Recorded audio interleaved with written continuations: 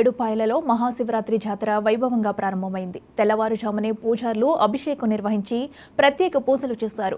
Medak MLA doctor Mynampally Rohit Rao, collector Rahul Raj దంపతులు అమ్మవారికి పట్టు వస్త్రాలు సమర్పించి ప్రత్యేక పూజలు చేశారు. మంజీరా నది పాయ మధ్యలో ఏర్పాటు చేసిన ఆదియోగి విగ్రహం జాతరలో ప్రత్యేక ఆకర్షణగా నిలిచింది.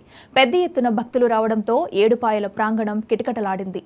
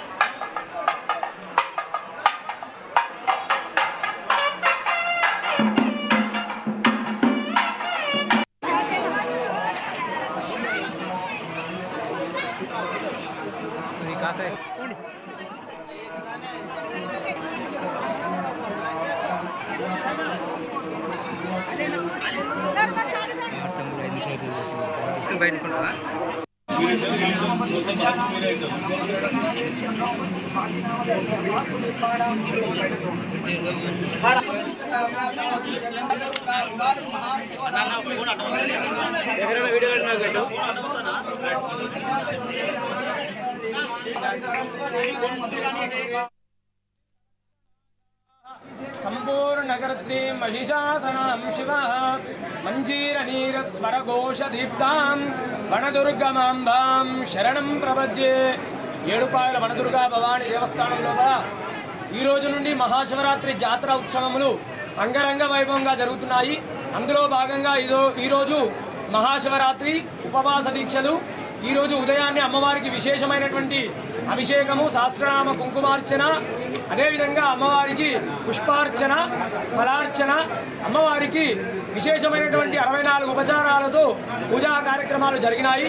ఈరోజు వనదుర్గా అమ్మవారి జాతరకు, మహాశివరాత్రి జాతరకు రాష్ట్ర ప్రభుత్వం తరపున ఎమ్మెల్యే మైనంపల్లి రోహిత్ గారు అమ్మవారికి పట్టు వస్త్రాలు సమర్పించడం జరిగింది. అదేవిధంగా కలెక్టర్ రాహుల్ రాజ్ గారు కూడా వచ్చి అమ్మవారిని దర్శించుకొని అమ్మవారికి పట్టు వస్త్రాలు సమర్పించారు. వచ్చేటువంటి భక్తులకు ఎలాంటి ఇబ్బంది కలగకుండా అన్ని ఏర్పాట్లు కూడా చేశారు. అదేవిధంగా ఈ యొక్క జాతర రద్దీ ఉదయం నుండే కూడా భక్తుల రాక అధికంగా ఉంది. ఇంచుమించుగా ఈరోజు సుమారుగా 3 లక్షలకు పైగా వచ్చి అమ్మవారిని దర్శించుకుంటారు.